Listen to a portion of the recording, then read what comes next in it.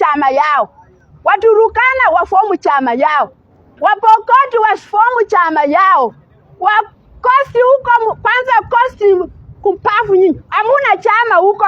Alafu nasikia Abdul Somari asubuhi anaongea na nguvu kabisa.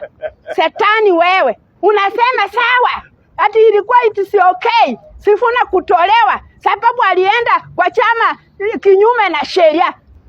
Alikunya kwa pipi yako ama alikunya kwa sahani yako.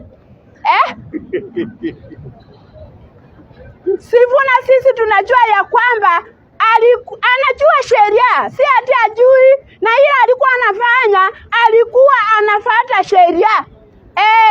Lakini sasa nani tumefurahia? Mumefanya ile yenu ya kutofuata sheria kumutoa Sifuna, alafu ati munaenda, munajipanga, munapika huko kura, munapanga laini kabisa, munapika kura. Hii kura ya election sijui inatiko sijui nini. Hiyo ni NTC sijui. Sitaki hata kujua ni nini. Hiyo mulilipwa. Sababu nasikia ni watu waine sijui wangapi. Hawa tu tena ni wakora. Hawa walilipwa ni kuchifanya tu wako kwa Sifuna. Wako kwa Sifuna. Na hakuna wale wenye walipikia Sifuna kura hiyo jana.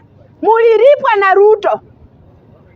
Sababu kuna mahali Ruto alikaa akasema ati yeye alikuwa mwanachama wa ODM. Ulikuwa mwanachama wa ODM, ulikuwa umeenda kukufa wapi? Ndio ukafufuka. Sasa ndio umerudi, unaona chama cha ODM kimeinuka. Kiko na wafasi wengi. Unarudi kusema sasa ndio unataka kunyemelea chama chetu cha ODM. Eti sasa wewe ndio unaona ukuje ukue frakibera ya ODM.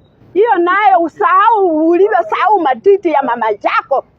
Uwezi tuulia vijana, uwezi kutaka nyara vijana wetu, unapotea na wao, alafu ukuje uingie kwa chama cha ODM ati ukue frakibera ama ununue ODM. No.